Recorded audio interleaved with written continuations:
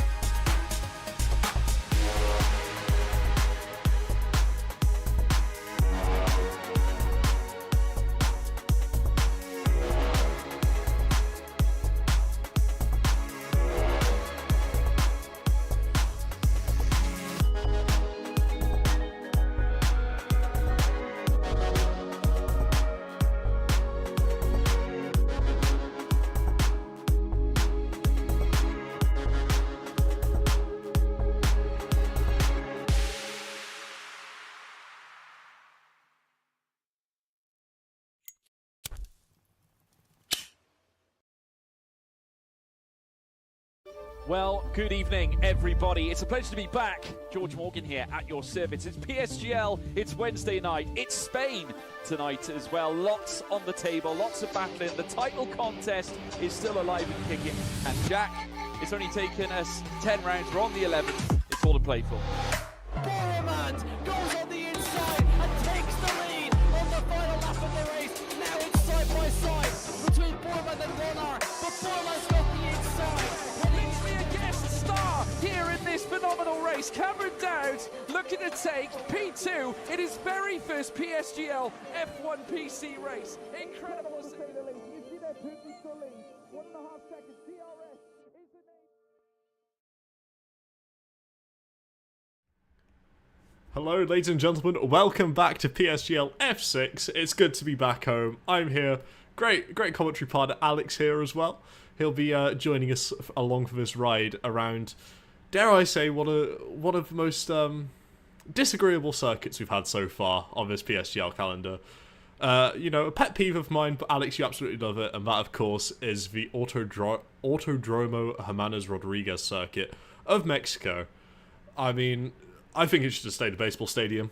I'm not a fan. I'll put my foot down there. I like this circuit. Hello everyone, also welcome back. We're back at F6. But yeah, no, I like this circuit. I personally enjoy driving it. I think the racing's always been pretty good around this circuit. We don't get a lot of overtakes, but I kind of like seeing the cars drive through the circuit. Shoot me, honestly. I like seeing F1 cars drive on circuits. But a lot of 2 DRS zones. Well, 3 DRS zones now actually. They added a third one. Oh yeah, they did, didn't they? In 2022, which is down that literally tiny straight where unless you're there, you're not going to get past anyone into the corner. But it adds a bit of excitement. Obviously, the main overtaking spot is down the main straight, and also always a bit of chance of weather because we saw that actually in F1 PSGL when the qualifying was in the wets. So yeah, there's always a chance, but currently we're lined up for 36 laps of complete slipstream, which is a reason why I'm not a fan. I feel like in real life it does a better name than it does in The Sims, purely because a lot of it all comes down to slipstream, being able to manage yourself and being able to just get yourself in the DRS of the other car and sit behind, save your battery, because that straight is so outrageously long. If you fall below 10%, you might as well retire. It's so difficult to try and recharge your battery after that straight. Yeah, I think if you fall below 20% around here, you're going to really struggle because you can't really get anything back. Like the middle sector, you can gain some back, but now they've changed the middle sector to be more like real life, where you don't have to lift off in the corner like you did previously. You can sort of do it semi-flat pretty much now. You know, that's how I take it anyway. Some people might take it just straight across, but I'm quicker than you. Okay, calm down. Yeah, yeah, obviously the current reigning and defending F1 World Champion has the most victories around here with 4, that being, of course, Josh's favourite driver, Max Verstappen. Oh, yeah. One here in 2017, one here in 2018, one here 21, and one here 22. So he only wins in back-to-back years. So maybe he'll win it again in 2023. You never know. Wouldn't it be a surprise? Would it be it's anyone's guess who's going to win it. Game. But something I can almost guarantee for today is that we're going to have a great battle. we'll pull up the driver standings here for you. We can see there's only the 8-point difference between Sparky and Napadovsky. Oh boy, oh boy, is it getting close up towards the top. It looks like we're in for a bit of a championship battle. Of course, we had F5 last week we was covering, with Yoris basically dominating the table. Thankfully, we're back in F6. We're back here for a proper championship battle between Sparky and that Red Bull and Napadovsky and the Alpine. And I can confirm both of them are in the lobby here today. And boy, oh boy, it's going to be good. I'm looking forward to it. Alex, dare I ask you for an early prediction for qualifying? Well, sometimes Napadovsky can be a bit of a qualifying merchant, and maybe he drops off a bit in the race. Or he gets a bit unlucky in the race. What did happen in the last race? Obviously, we didn't commentate last weekend, which was around the mean streets of Jeddah. But obviously, I didn't see what happened. Maybe you did, Josh. Obviously, we were in a different version of Jeddah, in an alternate reality. Yeah, well, I mean, I went digging through the chat and I found some things.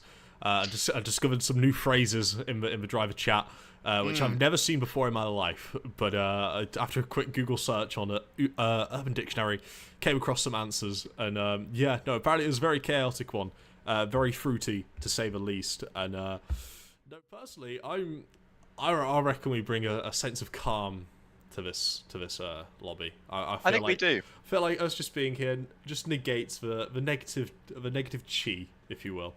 It's because everyone wants to finish the race, so they get interviewed by us. That's the reason why. Clearly, because our interviews are so well put together.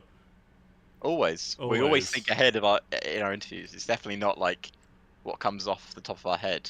Yeah. But anyway, not me just pushing Ferrari, but yes.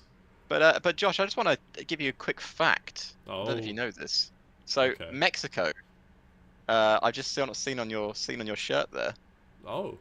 You've got something. You've got golf. Golf. Is there a reason why you're wearing golf on your shirt? It is. It's not only to celebrate the Williams special livery, which looks absolutely stunning for this weekend, I believe, but it's also to do with the Gulf of Mexico. It's the only thing I can somewhat even find to fit in, the little gist we've got going. Of things to wear. Any reason when you're wearing cyan? Well, I didn't have anything green to wear, and there's green on the national flag of Mexico, so I didn't.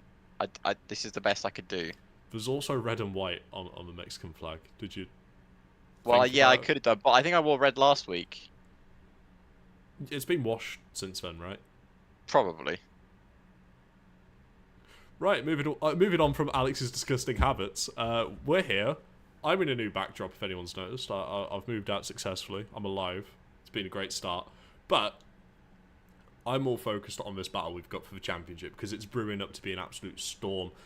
As of late, I mean, other than last week where Napadovsky seemed to get the edge over Sparky, it looks absolutely, electric. Sparky was on such a tear of form, closing down Napadovsky to the point Napadovsky's just been able to make that gap a little bit bigger.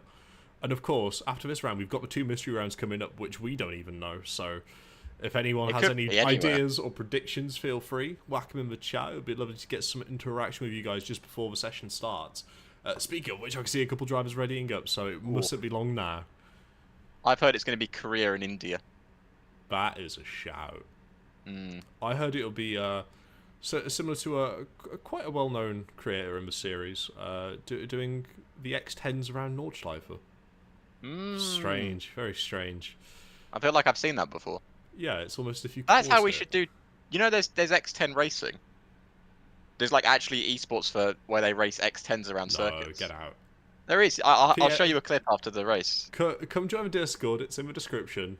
And ask Connor at him in the Discord and ask for X10 racing. That'll be fun to commentate on, because you wouldn't have to say anything. You just go, wow. There's not much else to it.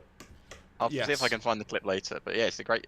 Keep an eye for that. But don't watch that yet. Come watch us. Yeah. Mexico. Come stay with us. We're here. We're here for you guys, portraying the fantastic racing which is on show here at F6. It's always close. I don't think there's been a single race where I've sat through and I've thought, they could have maybe, tried a couple more moves, because they're just willing to go for anything.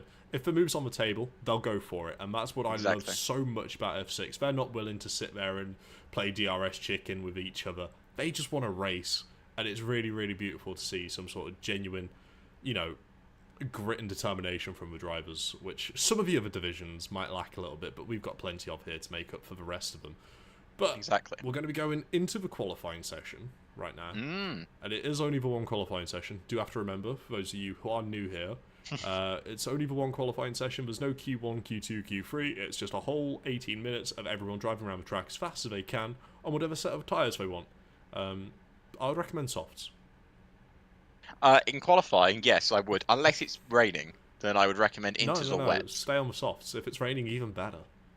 Yeah, true. Actually, it does tend to work. We did see that in Belgium work quite well. Yeah, staying on the dry I tyres. feel like that was a freak accident, but Yeah, I feel like that was a long time ago. Oh, I thought it was raining for a second. It does look it's dry, but it's a bit cloudy.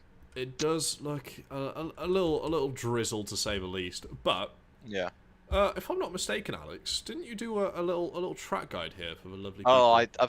of course I did, and You did. it's a lap that will never get beaten. So why don't you Well- check it out right now?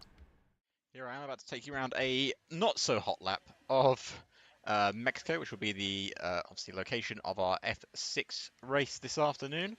So coming around the final corner now, onto what is the main straight. A very long main straight, DRS wide open, obviously shift up into 8th gear. Keep to the left-hand side here. Stay away from the marbles that are all down the right-hand side. Now into the heavy braking zone of turn 1. You can brake a bit later and you want to aim for the first apex and hit that apex, hit the second one, get the power on early, and then start shifting up through the gears. Careful not to invalidate there on the left-hand side. Now down the next DRS straight, you want to stick to the right-hand side. Heavy braking zone once again. I tend to shift into 3rd and then keep the power on. Don't ride at that curve as much as I did, and then keep the power on again. Just up to 4th, and then back down to 3rd. Double apex corner, and then back on the power again. And now through the left-hander here, you can go to the right-hand side, and then cut over the curb, and then get the power on. Hold the power down through the left and the right. Careful not to do that section like I just did there, but holding it through the corners. And now to the final section of the track, heavy braking zone once again. Don't invalidate there on the right-hand side. Now the tricky snail-like section of the final couple of corners into 3rd gear, just to get a bit more power down. 4th, back down into 3rd, and then round the final corner, get the power on as you can, keep to the right-hand side. And that is a lap of Mexico 1:17.0, obviously our F6 drive. There you go. Beautiful. Lovely little lap there, Alex. Did I notice a cheeky PB being set there as well? It was, yeah, my personal best. That was thanks to Sanya, of course. That was Sanya's setup that I was using to go around that circuit. So, I expect Sanya to beat my lap because we're using the same setup. I believe it was about a 17 flat. Don't forget he was in a Ferrari. Yep, yeah, that's true. Yeah, He was in a Ferrari, and there is a performance difference. There's not, of course. That's not true. These are all spec cars. They're all the same quality in terms of performance. And Sparky will be the first one to go for a flying lap. Well, maybe. Let's have a look if that's invalidated his next lap. I hope that's not a double invalidation. Nah, it's not. Surely. No, it's good. It's all good. Thank the Lord. Sparky away here on a flying lap, coming down his main straight. Tell you what, let's pop open the telemetry and have a look at what sort of speed he's going to be able to get up to. Now, it's key to remember that this is without a slipstream, and he ends up reaching 201 miles an hour. And the fact that the air, and because of the altitude of the circuit, it's the highest circuit on the F1 calendar, the altitude and the air is so thin up here, they can afford to run a lot larger wings and not get the punishment of it as well, which I find is absolutely miraculous that they're able to account for the air density to be able to really try and calculate the levels of, downforce needed specifically in regions of the world, which, it's just miraculous. But we're on board here with Sparky, and he's chucking it through the S's section. Now, Alex, this is a part of the track I absolutely despise, but I'm going to guess it's the part you love. Yeah, you can really do it flat now these days, and that's not really helpful, that Haas being in the way, to be honest with you.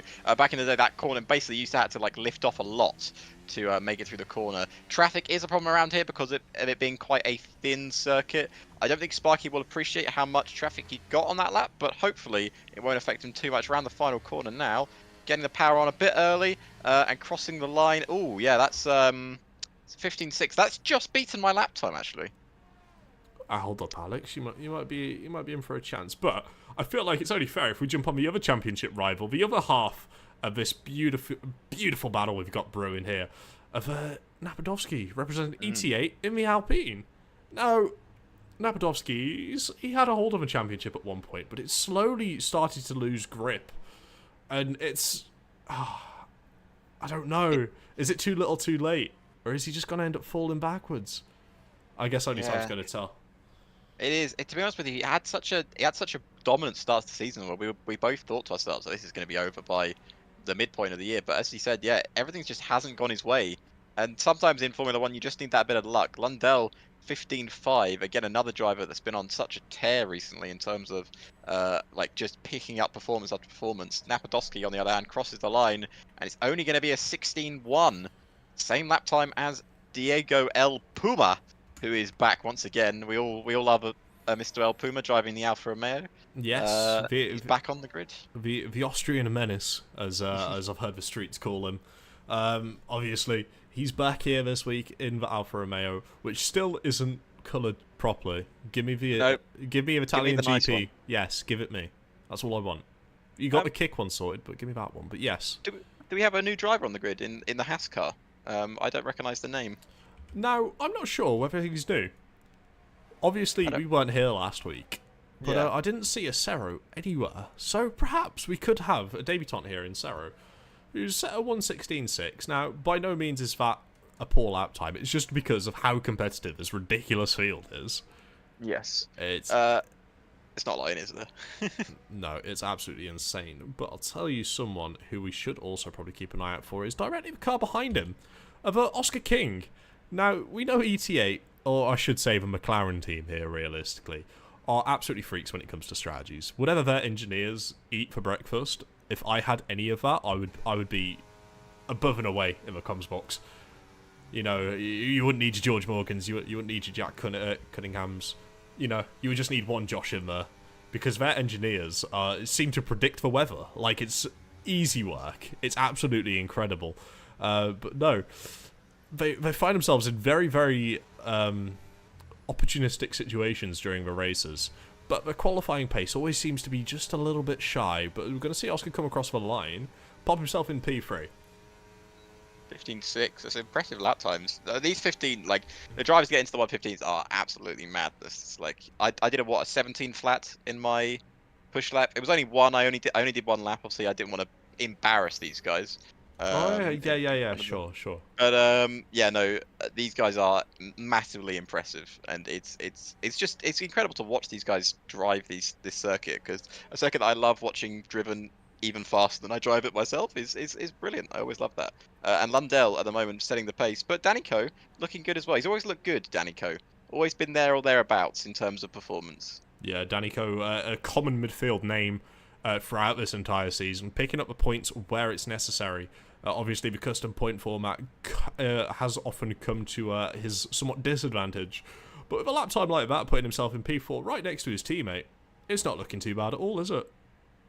Not looking too bad at all. Sanya's actually coming to the box. I wonder if they invalidate their lap time. Again, track limits around this circuit are absolutely brutal. I mean, you can validate the exit of turn 3. You can validate through the entirety of the middle sector. You can validate just here on the left-hand side with Cryex. Like, even like a slight wheel dipped over the white line and you're invalidating that lap. It's horrendous.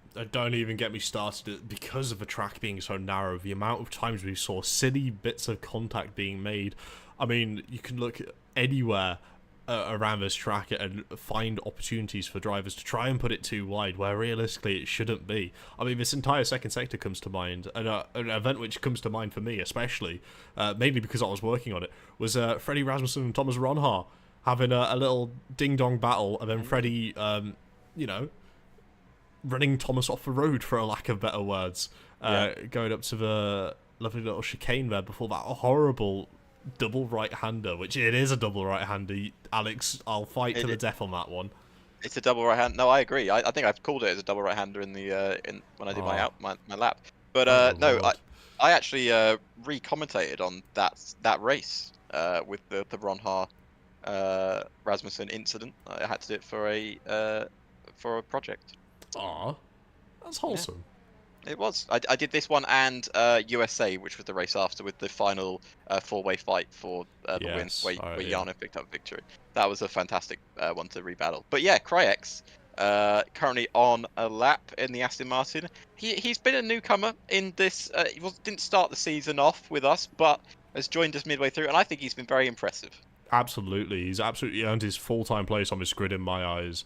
I would say very, very little against him. He's always been there or thereabouts, and he's always showed up with the opportunity. But I feel like, as much as Crix is on an absolute screamer of a lap time, we do have to jump over to Sparky here, who is also on a fast lap time, and he's just under a tenth off in that middle sector. It'll all be about the exit, and he's called in the pits there.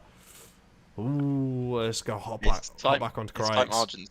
Yeah, it's tight margins, and he clearly didn't think he had enough on that lap, so he thought, I'd rather abandon it and try again later. Crix, on the other hand, is not going to abandon this one. He needs a lap time on the board. It's going to be a 1:15, and it's a 1:15.6, puts him second fastest. Ooh. Incredible lap time from Crix. That's not bad at all, is it? He'll take that one all day long. Patrick, obviously the teammate of Napadovsky. Perhaps a thorn in Napadovsky's side, you might say, due to the amount of inter-team battling they've had. Comes across there in P5. Stellar lap times, by the way, from absolutely every single one of the drivers. Let's outrageous. We've got El Puma there, still rolling around. I don't. Not literally. No, I mean, you can see he's pushing the car. You can see the throttle there in the green, absolutely planted to the floor. He's not taking anything for granted here, is he? He's going hell for leather. He did that section entirely flat. Impressive work indeed. Obviously, a lot of these guys, you can, as Josh was saying, you can afford to run a bit more downforce around this circuit, especially for that middle sector, which I tend to do when I drive this circuit, because I'd rather lose a bit of straight line speed with how powerful DRS and slipstream is in this game than have a bit downforce in the middle sector. El Puma crosses the line, goes ninth fastest with a 1:15.9. In most league divisions, that would be pole by 9/10 of a second, but it's not here. No, the man on pole is Lundell, and he's on a fast lap right now. He's 400ths off in that first sector. So we're very interested to see what he's able to do coming across the sector line right about now. It's in line with the DHL board, and he's still the same margin down. He's almost aced that middle sector, I think. And it'll be brave to see anyone try and pit that lap time, but he's trying it. He's got a bit of traffic coming into this last corner. A little bit of dirt, yeah, might waft his way and throw him off just a little bit, and it does. Yeah, he knew that was not an opportunity for him to come across, but it'll be an opportunity for Napadovsky coming into his final sector, the stadium sector. Let's ride on board so you can see the crowd. How intimidating must it be knowing that all of those are there to watch you? Oh, I guess you would have to ask the drivers that one. But Napadovsky's coming across the line here, setting a 1:15.7. That's not something we're used to seeing, is it? No. It's not as competitive as I thought this Alpine around this circuit. Patrick currently ahead of his teammate of Napadovsky, clearly maxing that car out as well. You can hear maxing out. Sanya second fastest, but look at the gap between himself and Lundell. Goodness me. We'll go through that in a second. Let's see Daniel's lap time. Daniel around the final corner, crosses the line, goes third himself with a 15.5. There's another Red Bull crossing the line. Who was that? I think it was Dustin. I don't think Dustin improved his. Oh no, it wasn't Dustin. It was Sparky. Sparky didn't improve. Dustin's on a lap. Nowicki goes fastest with a 54. Vincent invalidates his lap time. Vincent was purple as well there. That's really unfortunate. I believe that's also Yannick behind him on track, who may have also invalidated it as well. Yes. Oh my word. How have we got to this one? How's Nowicki just pulled that one out of the bag? 5/10 faster on that previous lap time, which means he clearly had an horrendous first lap time if he had 5/10 in the bag. Unless the track is getting warmer, which may be affecting some cars. I'll tell you what this is. This is the Williams sandbagging. They were waiting to drop that Gulf livery, and they've got a hidden power unlocked in the game now, where they're going to be absolutely rapid. I could see it coming. Yeah, if that Gulf livery gets added before the Alfa Romeo livery, I'll be very upset. I will start a riot. Yeah. I'll be banging on Codemaster's door to their office and demanding them insert that Alfa Romeo livery into the game because it's absolutely gorgeous, but the Williams one isn't half bad either. But I'm sure Nowicki does not give a single... Toss. Yes. Doesn't give a That's single... British. British? It's British, bruv. British. Nowicki doesn't give a single care about any livery at the minute because he is fully in the zone, isn't he? Being able to get a 10th on the driver quality of the likes of Lundell, Sanya, Daniel. And that's without saying the rest of the drivers on this grid who are all exceptionally talented at what they're doing. And someone else who's decided to go perhaps a little wavy, a little out there, and go for a very, very early final lap is Kryzix.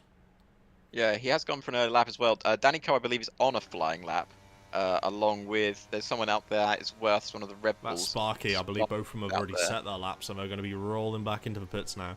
They might not get enough time to come in again. It's going to be very close. Kryx is clearly taking his time here. He knows that he's got a bit of time. He's come out a bit early, I'd say. I was going to mention, before the wiki put the fastest lap time on the board, Sanya's lap time was really impressive. He was only, what was it, 400ths down on Lundell? 4,000ths, yeah. 4,000ths down on Lundell. And then Daniel again, as well. Yeah. And Danico a 10th, Sparky a 10th, and then there's a 10th between Kryx and Sparky, and then there's nothing between the rest of the grid. Like, the fact that less than a second separates the top 16. It's just outrageous, really, isn't it? And the top 16 is the entire grid. I'll tell you what, you could even go to 6 tenths for the top 15. If Yannick didn't make a mistake on that last lap and invalidated it, I'm sure he would be just up there within the 5 tenths margin as well. But that's what you get when you've got a track like Mexico, a track like Monza, where there's such little braking points realistically throughout the track, and it's all about car placement, just making sure you get the best exit possible. That's where they're going to maximise the time here, and that's really where they're going to have to try and be careful and not push the boundaries too much and exceed the track limits. As I'm not liking Kryx's chances here, by the way, for getting a lap without traffic. It's not looking great. No, he's come out at really the wrong time. He's also going to have really cold tyres. He's taking this lap so slowly. I think he's using the hold brake accelerate tyre technique, which allows you to warm up your tyres. It's a very good, clever technique. A lot of drivers are currently using it. But here we go. He's going for what will be his last flying lap of the session, and he will be getting traffic on this lap. There's no doubt about that at all. Let's see what he can do. He was the first one to come out of the pits. He was the first one to cross the line to start his last flying lap. Where's he going to get traffic? Turns. It's going to be just before, I think, turn 4, I'd say. Maybe turn 5. Turn 5, turn 6 here. Look at invalidated. The way I was about to say, look at where he's just absolutely mounting the curves for as if there's not a care in the world. Well, you can mount them. I think what he's going to do now is if he's got enough fuel, he has enough time to get to the pits, to get to the line and start again, because Sparky has just come out of the pits, I believe, behind him. So he might have enough time to still get there, but it's going to be cutting it close. We're now obviously watching Alvaro Fernandez, who is currently 11th, but 4 tenths off of pole, which isn't really a lot of time to find. He can definitely find himself a few positions, but yeah, you've got to really clonk these curves because you can gain a lot of time by going over them. Slides it through the exit, that'll gain him a bit of time. Yeah, I mean, it sounds weird to say sliding the car's going to give him a bit of time, but that's the way this game works so far on this year. No one seems to have found any sort of better rhythm or a routine or a sort of strategy, perhaps you would say a meta, to drive the game, other than trying to slide it through. But my word, this car, it looks like it's in pain. I would not want to be in this car. I wouldn't feel safe even if I was driving it, because it's so vibrant. It's on a knife's edge the entire time, and it's completely flat through there. I mean, I suppose only next stops to hop over to his teammate here, who's going to be looking to avoid the same fate as Alvaro did, and he's done it. It's down to El Puma now for the Alfa Romeos, trying to make sure they can definitely get their livery back in. Yeah, I've got to try and get into the top 10 here at least for Puma. It wasn't the cleanest of final sectors there, a couple of lockups, and I think someone did get to the line, so he will be able to go again if he wants to. El Puma to cross the line, not going to improve, down by a 10th of a second. The Alpine, the next one to cross the line, will be Patrick. He's really putting the power on early there, crosses the line, stays 9th fastest, does improve his lap time though. Ferrari, the next one to go. Sanya, can he get pole position? He does! It's a 15.33, it's provisional pole for Sanya, but Dustin Vincent takes it with a 15.22. There's a Haas car just pitting there. The Mercedes is the next one to cross the line, which will be Lundell. Lundell, can he take back pole? No, it's only for the front row! Oh and it's my word. off of pole.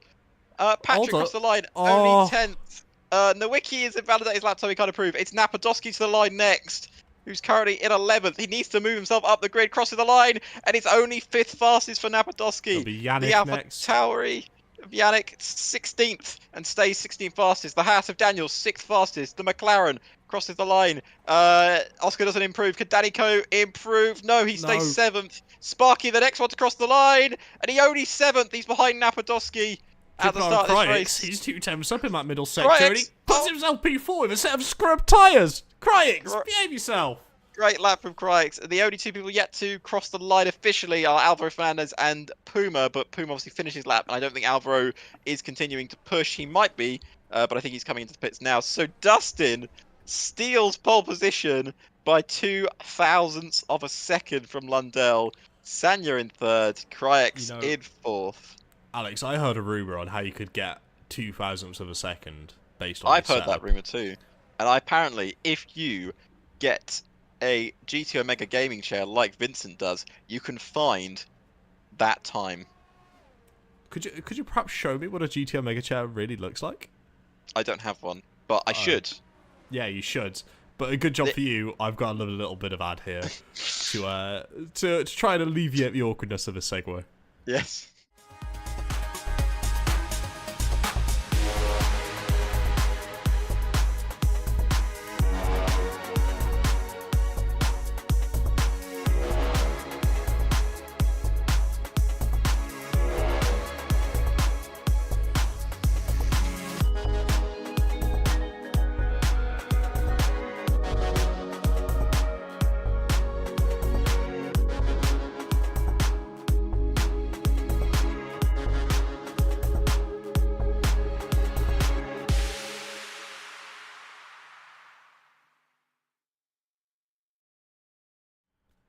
Hello, we're back. I can see an active person in chat. Jess, welcome along. Thank you for coming and joining the F6 stream. Lovely to have you here with us. But my word, what a close qualifying we had. There was 2 times we thought Paul got snatched, but Dustin ends up walking away with it, and Lundell right behind. That's a turn one I was not expecting to see. And Crykes as well. I mean, we got to stop treating him as a newcomer. He's through at this point. He's 3 races in. Like, He's on it. He's on it. He's just the same. Oh no. my goodness me! No. I didn't see that. I didn't see that. I don't want to see that. So, ladies and gentlemen, obviously you're seeing our beautiful faces right now, but we're currently in the commentary box. I've just looked out our window. It's just better to show him. It's so much better. Look at that. It's absolutely destroying the circuit there with cats and dogs. Chucking it down, I'm afraid. My word. If this was real life F1, we wouldn't be racing right now. This would be delayed. No, this is the sort of weather they cancelled Imola for. Yeah, the flooding, which would mind you, I suppose the altitude would alleviate it. So just ignore me. But do we understand why some drivers weren't as fast in qualifying? Yes, they were running wet setups. They saw the rain coming. Obviously, there's an approximate weather forecast, so they could have seen maybe a bit of light rain, maybe, divert their setup more towards the downforce side to really try and overcompensate. So they're not losing too much on the straights compared to the cars with really, really skinny setups and, minimal drag. They'll be laughing. They'll be laughing here, surely. We'll be laughing. I do have a very fun but weird fact for you. Obviously, your top 3 in qualifying, Dustin, an American driver. Or has the American flag on. Yeah. Let's just go with it. Dustin, American driver. Lundell, Swedish driver. And Sanya, a Swiss driver. The first time those 3 countries have started in the top 3 of an F1 Grand Prix.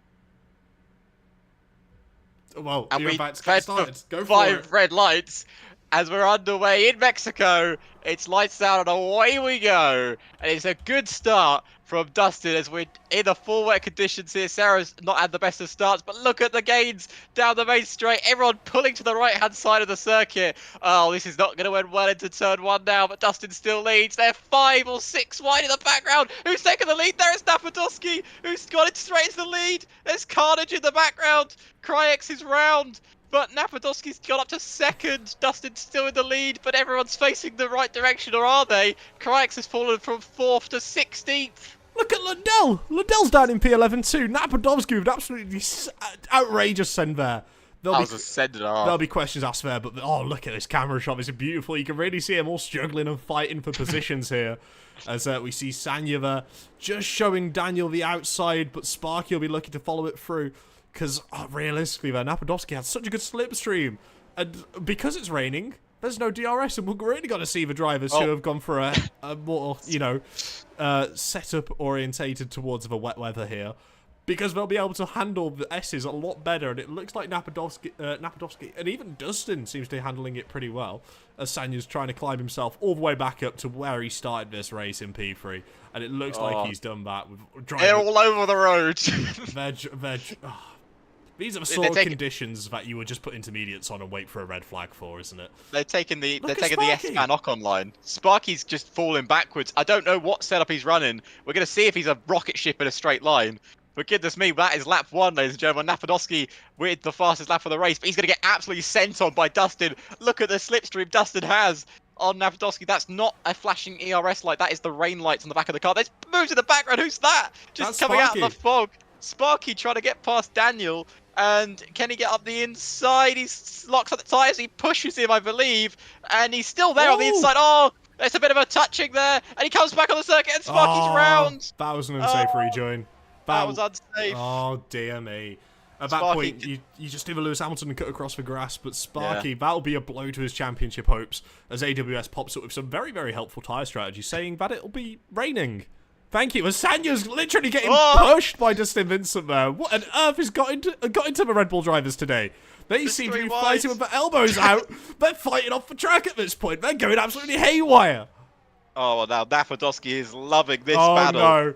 Oh, don't go wheel to wheel through here, lads. It doesn't work. It doesn't work in the dry. It doesn't work in the wet. Napadovsky's running away with it, guys. You got to really try and hunker down and start catching him back up because he's built a gap of 1.7 seconds, and that's enough. Oh, Jesus. Dustin!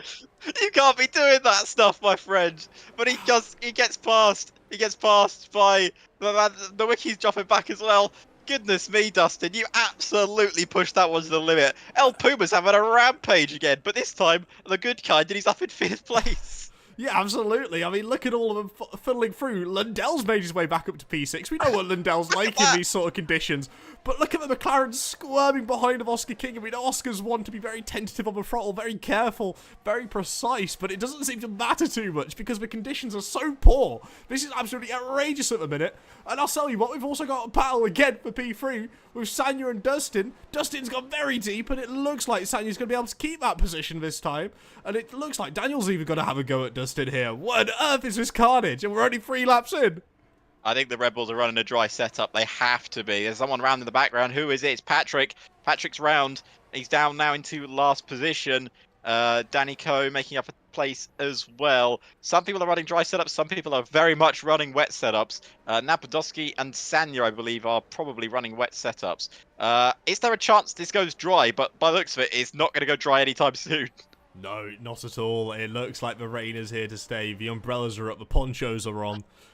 Everyone wants to try and get away from this rain, but unfortunately the driver's going to have to go out and race in it for another 33 laps. Who's that? Who was that going on? At this point, I'm not too sure. Everyone seems to be doing their own sort of racing lines, especially the likes of Dustin Vincent fighting so aggressively with Sanya so early on. But dare I say that Napadovsky might have made a mistake there, and we know he's prone to making mistakes when he's under pressure. We see it with safety car restarts, and we see it here again. He built up such a commanding lead of 1.7 seconds, and it's already fell back down to 1.1. He's doing 33s. These guys are doing 32s. And here comes Dustin now. He's going to go straight past Sanya. These two are really not in the mood to let each other through, are they? I don't know if there's some bad blood going on after last weekend. I don't know exactly what happened. But Dustin and Sanya are absolutely, at the moment, destined to do this forever by the looks of it. But again, Napadovsky will be very happy to see that battle. But clearly they've got some pace problems because he is dropping back. The only thing I could think of is maybe it's because he doesn't have a slipstream, and maybe he's not deploying as much ERS, because these two are just fighting for position at this point. They don't care about trying to catch Napadovsky. As Lundell goes a little bit wide there, that'll compromise his line. El Puma will be looking to try and get a cutback, or at least a better exit going into this double right-hander. And Lundell doesn't lose too much from it, but he's fallen now to 1.1 seconds back from Daniel. But let's hop back to the front, because all of a sudden... Oh, Napadovsky's under pressure. Is it overheating? It could very well be. But then surely you would think that the driver in front would have the cooler air blowing on the tyres, so maybe not overheating, maybe it might be setup related. Maybe that's why he decided to go for such a ballsy move at the start, trying his absolute best with extra downforce, trying to get something done. But maybe having that additional downforce in the wet isn't helping him as much as he wants to get out the exit of the corners. As we've got a confirmation there from Sanya's race engineer, I believe, Adam, coming along saying Sanya is on a dry setup, not a wet setup, and he's able to fight it out up here. And so I'm sure yeah. the other drivers can as well. Oh, yellow flag, and it's Yannick who's out. It's a full course safety car here. Obviously, of course, in the wet conditions, it needs to be a full course safety car. Has that happened on the pit straight? It looks like it has. I imagine what's happened is he's done very similar to what Lance Stroll did a couple of years ago and just dropped it and probably hit the wall. But yeah, full course safety car here. What is it with you with a hate towards Lance Stroll? Come on, give him a break. He's the first name that popped into my head that's dropped it on that corner. Okay. I can't say Pastor Maldonado because he never raced it. Valtteri Bottas? Oh yeah, That Bottas was an did outrageous as well. shunt he had, yeah. He did, but he did that in qualifying. So. Oh wow. Well, no, okay. I think Stroll did it in qualifying as well, actually. Yeah. They literally did it almost identically. Yeah. But yeah, no, Yannick is out, so that's the lone AlphaTauri out of the session. But this will create a very interesting dynamic to see if any of the drivers towards the back are feeling brave enough to go for Go on the Inters. Very, go on the Inters. I mean, go on the Inters or go for an early stop and just nurture the tyres to the long haul. That's what I was thinking towards. Maybe McLaren will go for the dries. Now, I don't want to jinx stuff here, because we know we've got a tendency to jinx stuff, don't we, Alex? More me than you, but yes, we do have a If you're tendency. Sparky, you're in P10, the championship seems to be fading right in front of you. With only 2 races left, your championship rival, who's already ahead of you, is currently in P1. I think you got to take a risk, haven't you? I feel like take a risk. Surely you've just got to take a risk and then take your time catching up to the back of the field, because this is a whole lap at safety car speed, which won't count as a lap under safety car. So It depends what the weather's going to do. I mean, it looks like it's, Is it letting up though? But there's still thick. I can still see puddles on the circuit. There's still clearly puddles. I mean, absolutely. I wouldn't even call them puddles. Now I'd call them lakes. Everyone's in. Sanya's got a 5-second penalty for colliding with Dustin Vincent. Oh dear, there's bad blood there. Inters are on. Inters are on, but Cryx is out. He doesn't care. He still thinks it's not time for Inters. Who else is staying out? Oh, Patrick stayed out. He's going to screw Napadowski again. But the key point to remember, those McLaren engineers at ET8 are on a different level. And they've called it right before with Danny in the last race. So Danny's onto Inters, Oscar's onto full I mean, wets. they're right in one aspect, surely. But I'm thinking, it could just be a Giga Brain play. Because the rain is letting up, we can clearly see that now, but the puddles are still there. Still looks very wet, but there is a drier... I use the term drier very loosely here. Very loosely, a drier line appearing. So I reckon it is probably time for the intermediates to come into effect here. But it's a tough one. It really is, isn't it? But on the plus side, for the championship battle, Sparky will be getting a free position from the wet tyres in front of him. And also, Cerno may have made a little bit of a mistake going into the pit box. May have fitted the wrong tyre, but we know that's it's a common mistake realistically. Everyone makes that mistake. I've made it before. Yeah, I've watched you make it before. I know. I put on hards once in a race. That was an awful decision. That was very silly. And I've put on soft tyres in similar conditions to the drivers facing it now. Less said about that one, the better. Eau Rouge was not fun. But something which will be fun is, I believe this will be Cryx's first ever lap led of a PSGL league. Is that a citation needed? Well, citation if he crosses the start-finish line. Would you count laps led under a safety absolutely. car? Okay. You lead, and he's not leading anymore. He's not going to lead in a lap. He doesn't care about the Wikipedia articles, but Patrick DAC does. Congratulations on the first lap. You've led, Patrick. It's looking good. It makes a change. Someone doesn't care about Wikipedia articles and records, but is he going to let his teammate pass? Now I'm going to go with no. We've been in this situation how many times? More 3, times than I 4? think Napadowski would like to remember. Now, if you were Napadowski, and you probably had a conversation with Patrick about the last couple times, maybe start frantically weaving behind. I feel like that would be a pretty good shout to get them, to recognise it's you and not another blue and pink car on the grid. Well, yeah, obviously there's a lot of other blue and pink cars on the grid, so it can be confusing. Yeah, it really can but be. again, the thing we say this, but Patrick has no obligation to move out of Napadowski's way. It's not a team constructors battle group championship, really. We got the graphics for the constructors, but that's more of just for quality of life and to really fit with the the normal F1 structure. But all these drivers are racing for themselves, realistically. Yeah, This is I wouldn't let him pass. This is more of like an F2 or an F3 sort of deal format sort. Deal. Let's say deal. Which is quite ironic considering we're technically in F6. Yeah, we are. But F6 doesn't actually exist in real life. It should do. Imagine. Yeah, we're commentating it. But anyway, Yeah. safety car in this lap. We are about to get underway for the safety car restart of the Mexican Grand Prix here in Mexico City at the Autodroma Hernandez. Jimenez Rodriguez. Thank you. He can say it. The dyslexia trying to pronounce that is quite difficult. But anyway, Napadowski know what he needs to do. He may not have had the pace on the full wet tyres, but he does have it on the inters. Dustin has a man behind him that is probably very angry, and can he get past him? We'll see how the safety car restart goes. Napadowski right by his teammate, and his teammate actually gets the... Oh my word. Goodness me, he almost absolutely gone, but this should be easy for Napadowski. Pulls to the right-hand side of his teammate and will drive straight past him into the lead of the race. It's now an Alpine 1-2, and there's nothing the guys can do. But here comes Sanya. Sanya to look for a move round the outside of Dustin Vincent, or will they go straight past the Alpine driver of Patrick? And round the outside, there's a Williams off in the background as well. Nowicki's trying it. Nowicki does the Lewis Hamilton or Fernando Alonso maneuver.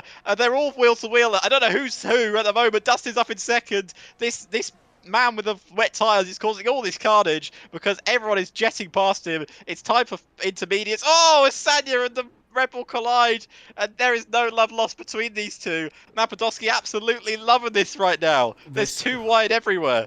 This is absolute carnage at this point, isn't it? There's no other word to describe it. All the cars seem to be trying to push themselves free wide through every single part of that first sector. Lundell's trying to squeeze on down the inside of El Puma, and I think he's done it. As Sparky takes a very creative racing line through the S's there to that's how I take it. Retain his position. That's how I take it in a time trial as well. As Sanya pulls over to the far side, just try and let Dustin know he's still there and he's not very happy about losing that position. And he's also not very happy about that collision in the pit lane. As El Puma goes for what? El Puma, you can't do that to Lundell, my friend. You know Lundell's going to fight that back the entire way. Oh, I'm going to go around the outside. He might have the grip to do so. They're both on inters. He pulls right in. I've only seen Max Verstappen ever pull that move off before, and he got a puncture off the main straight afterwards. But here we go. Following behind the Mercedes here of El Puma. Lundell. Can El Puma make the move stick into turn one? He's got the inside line for the corner, but Lundell will fight this back round the outside. They battle wheel to wheel. And I think there's still wheel to wheel. Lundell won't give it up, but I think he might have to. Watch Daniel here. As El Puma gets the better exit, Daniel will be right with him as well. And Daniel will maybe look to make a move on El Puma too. El Puma will have to cover off the outside line, but he can't do it. Can Daniel slow the car down? He slides it through the corner. Oh, they collide again. And El Puma might not be too happy about that. And this is where Lundell comes back into it. Look at this. And Lundell now trying to battle back. Puma's gone really wide. And can he re-enter the track safely? He can. But El Puma will not be happy that he's lost 2 positions, basically because of one driver. No. Alex, it's happened again. Napadowski's under pressure. Dustin's right there on him again. What a surprise. Dustin needs to win this race. Well, needs to at least beat Napadowski to allow his teammate at least some respite because of the championship battle that's going on at the moment. But Dustin is right on the back of Napadowski. Napadowski really struggling. I don't know what it is. He must be running a dry setup, or maybe the wet setup just isn't working as well as he considered it to. But now, route the final corner. Here comes Dustin Vincent now, getting the power down. He sets the fastest lap of the race, 29.6. You can tell the track is improving, but it's still very wet here at Mexico. Now Dustin, he's got the slipstream, he's got the advantage. Can he pull to the outside? He pulls across but stays behind him, now cuts back to his racing line. Can he slow the corner down? He does. I think we're going to see a bit of cat and mouse for now. But in the background, there's no cat and mouse at all. There's battles going up all across the grid. Sparky is now up into 8th. Alvaro Fernandez and the Wiki are battling it out. Will Dustin try a move now? And he pulls to the inside, but doesn't go for a move down the inside. Sparky, on the other hand, needs to make moves as soon as he can. Yeah, Sparky knows the pressure's on, the time is coming. 10 laps into this race already, and he's got the likes of El Puma, Danico, Lundell all in front of him, who are formidable drivers who defend every single inch of the track whenever they get the opportunity. I mean, you say that as well. We've got a lovely little scrap in the background there with Nowicki Cryx going absolutely hammer and tongue to each other. It's absolutely fantastic to see. As Patrick, by the way, guys, he stayed out on the wets. Yeah, I think that's a mistake. I think those wets are clearly going to be overheating now. He's losing a lot of time. I think he needs to come into the pits and box. Unless he's trying to hold it out for dries, but dries seem like quite a while away. Yep. Oh my goodness Daniel. me! It's not Fast and the Furious, Daniel. You've got to keep it in a straight line, my friend. As Sparky's, he made a move past El Puma. Oh, Sparky's out! No, what's happened to Sparky there? I think he's hit the wall. Oh, he's been pushed into the wall. The move on El Puma. El Puma strikes again. The wall is back, and I suppose now it's all on Napadovsky just to finish the race. That is absolutely outrageous. That could be it. Commiserations to Sparky. It's all not over yet. Anything can happen in the next 15, 25 laps here. But it'll have to be a mistake from Napadovsky. He can make them. He can make them. We've seen it before, but He needs to score no points, basically. That's what needs to happen to Napadovsky. and then at that point, Sanya's come into the window in the last two. If that happens. All right, it's anyone's title now. Sparky, that is such a shame for you, my friend. I don't know exactly what happened, but obviously the stewards will look into it after the race. But yeah, Sparky leads the session, I assume, in anger after what's happened in this race. But it has given Patrick a free pit stop. He's now on the freshest set of intermediate tyres, right at the back of the grid. But obviously, under safety car, they'll catch up. They actually haven't caught the... Oh, no, it's a virtual safety car. Sorry, it's not a full safety car. I was about to I say. do apologise. It's a virtual. So everyone in front will have to be careful not to overspeed, and they didn't. And it will be a good restart from Dustin, Napadovsky, and Sanya as they all look to take advantage of the restart. And I love these helicopter cameras. Can we get these as an option just to race every single time we do it? Please, EA, because it will make our job so much better. Because look how amazing this shot is through the stadium section, under the bridge, and you see that Dustin is right on the backside. Sanya's looking here as well. Napadovsky. Sanya's going to get a double slipstream. Looking. Oh, never mind, Sanya! Oh, Sanya's round! Oh, he's dropped I it! shouldn't have said it. Mid corner, the Oh. Ferrari strikes again, and he gets very. Oh, he's really. Oh, that's so close. That was Oh, too close. Speaking about close, look at Dustin to the back of Napadovsky here. Dustin knows he has to battle Napadovsky to give his teammate the best opportunity. Obviously, they're great friends outside of the league, so we'll be looking to work together, and Dustin will be looking to try and mount some sort of challenge to Napadovsky here, but Napadovsky's defending really well there. Elbows out, kept it fair, kept it on track. It was beautiful to watch. And Dustin's going to be forced to sit back for another lap there. Yeah, he can't find a way past Napadovsky. Napadovsky placing that Alpine so perfectly, and Dustin will try his best for Sparky, his teammate. But obviously, there's no points to be scored from Sparky today. Dustin, all he can do is take first off of him, and he's got a 3-second time penalty to boot. Oh no, it's all going wrong for the Red Bull duo right now. There we go. Have a little look at the penalties. We've got 3 seconds for Vincent, 9 seconds for Nowicki, 3 seconds for Serra. As Dustin's going for a move on the inside, going into the baseball section. That's very brave. If you tap the rear wheel there, you're both going around. But he's trying to put it around the outside. No. Can't go around the outside of here. No. It doesn't work. It doesn't work. Dustin. This is what happened before with El Puma, but there's still wheel to wheel. Dustin is in front. We don't know. And Danny goes out of the session. Similar incident by the looks of it. Let's have a look. Yeah. Almost an identical incident there. Just a little further down the way. This one is a safety car. And people are boxing. Yes. Put the dries on. Come on. It's Serra, not. Oski, It's not time for dry. Dry tyres. Sanya's doing it. Look at this. Sanya. They're intermediates. Never mind. Well, no, he's serving a penalty. Oh, right. Hold on. I see a load of intermediate. Okay, I just see intermediate tyres. I got really I excited. don't think dries are going to be coming, They unfortunately. should. That was. That Oh, could have been a this great is a long pit stop.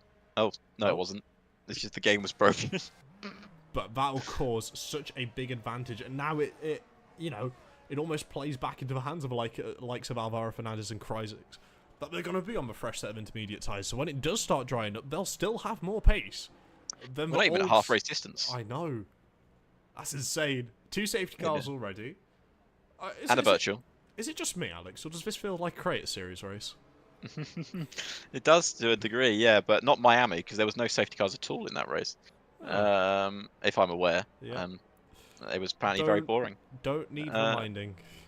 Yeah, but anyway. This is the complete opposite. It's carnage every single lap. I can't even tell you. This isn't a normal level of carnage, even for F6. We have great racing, and then we've got this, and I can't keep up with whatever this is, because boy oh boy, it's been coming at me so quick and so fast, it's surprising. It's like a jump scare each lap when a car tries to pull to the inside. I can't tell whether we're going for a move or just getting a bit of air to cool down the brakes. It's impossible to tell, really. Well, Napadowski is still in the best position right now. His main championship rival is out of the race. He's currently running second, but is net P1 because of Dustin Vincent's 3-second time penalty. We're not at half race distance yet. Anything can still happen in this Grand Prix. Anyone can still win it. You know, maybe Serro can win it on his debut. We never know. Imagine the scenes. Imagine the commentary. I'll be screaming. Honestly, it would be great. Have one of those Crofty moments. Absolutely. There's El Puma driving. He's having a great race, but I would say he's had a great race, but he might have taken out a championship leader potentially.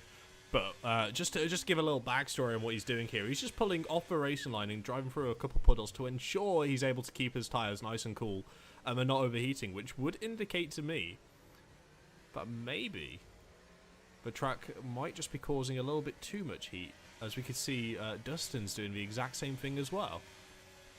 Maybe these intermediate tyres are starting to overheat. Maybe the track's drying enough just to heat up the tyres a bit too much. Hence the reason why some drivers have pit, because they just couldn't cool down the tyres. Very possible. I would like to know what setup Napadowski's running, because it seems to be sometimes he really struggles and then sometimes he's absolutely fine. Engines do get quite hot around here, which I think that's because of the altitude, but it's raining a lot, as you can see on your screen. Really? But Thanks I know for that one, Alex. it's madness. It was that was very Will Buxton of me. I do actually like Will Buxton. I think he's a great journalist. All right, okay. Will Buxton's not gonna contact you from this, mate. Come No, I know. I already said something to him before. What did he say? I think I said. Safety cars in this lap. Yeah, I think I said I was better than Will Buxton at one point. Uh-oh. I think. Yeah, not using those exact words, but I can't repeat the words I used. So. Okay. Mr. Big Shot thinks he's all that, but It was a pre-season test. It doesn't matter. But anyway, Napadowski, Dustin Vincent on the restart. Who's going to take a early advantage here? Dustin, for his teammates' sake, needs to keep in the lead and gain that 3 seconds. But as we said, we're not at half race distance yet. Anything can happen. And as we restart the Mexican Grand Prix once again, it's a shaky start from a lot of drivers. They are on 8-lap-old intermediate tyres, but I think Dustin got a good restart, but now the slipstream effect, you can see how much he closed in. 3/10 down, 2/10 down. Now can he go down to a 10th? Can he take the lead? He pulls to the outside line. He's using battery. He pulls all the way around the outside, or tries to, but can't make the move stick. He's got Lundell in his mirrors as well. Got to be careful, because Lundell is always sniffing for an opportunity. yeah, Lundell is that of an apex predator. He sees a victim in front of him and he'll absolutely send a dive bomb down the inside. He does not care. He knows he can make the space if needed for a pass. He knows the level and he knows the confidence that these drivers have. And we'll also know what Napadowski's racing for, because it's not just this race, but it's a very commanding championship lead if he's able to finish. Which, Yep. you know, realistically, I don't think he would necessarily want that, as El Puma gets a time penalty. Oh, goodness Very me, close. Lundell. You Very, did not very break close. that looked like he was very late on the brakes. But yeah, look how much Napadovski's struggling now through this middle part of the track. And I don't know if that's because he's just running a lot of straight line speed. But yeah, once again, look at that. You see these drivers pull to the right-hand side. We've seen that a lot this afternoon, just trying to get some clean air. As Alvaro Fernandez drops a couple of places, as Puma and Oscar King go past. Sanya is past his caution in the yellow flag. It's Puma dropping down the order. And I don't know exactly what's happened. Puma now 12th place. He's inside of Oscar King, actually. They phase through each other. Okay. That's interesting. But Dustin King, 1.7 seconds in front. He is pulling out that gap. Sanya, fastest lap of the race. He's on a fresh set of intermediate tyres. It's anyone's guess who's going to win this one. But at the moment, Napadovski seems to be lacking pace where it's most needed. I mean, oh, hello, Nowicki. Sorry, Nowicki goes for a move there up the inside, but Daniel says, not today, son. But they still go wheel to wheel. Daniel, and no! Nowicki's round. And I think that was going to happen. A little too aggressive, but we're seeing the drivers with those worn intermediate tyres, they're falling back. We've only got Daniel, Napadovski, and Lundell as Lundell makes the move. Sanya's just done an insane switchback, or has he? He's still wheel to wheel with Daniel. He's going to try and go round the outside of the double right-hander. Can he make the move stick? He has the extra grip. He has the extra acceleration because of his new tyres. And he's up in front of Daniel. Brilliant move from Sanya there as he slides it into the next corner. Doesn't want to be doing that too many times. But those, yeah, as you said, those 10-lap-old intermediates that some people are running, really struggling as Daniel is trying to keep it on the road. Here comes Kriex. Can Kriex make the move, or can Alvaro Fernandez make the move? He's down the inside. Oh, but he's pushed it wide. And Kriex says, thank you very much. And he's up into 5th place. But there is another car. It's a Haas car of Daniel. I think they're 3 wide. 3 wide. That does not end well at all. But somehow they've all made it through in one piece. El Puma gets he gets a 10-second time penalty this time. And he's now in 12th place. And they're still battling wheel to wheel. Very aggressive pullover there from Daniel. Same from Alvaro Fernandez. It's going to be 3 wide into turn 1. Jesus, Daniel. You can't be doing that too many times, son. As he pulls really aggressively to block Alvaro Fernandez. And Daniel, surely he's outbroke himself into that corner. No, he's made it. How's he done that?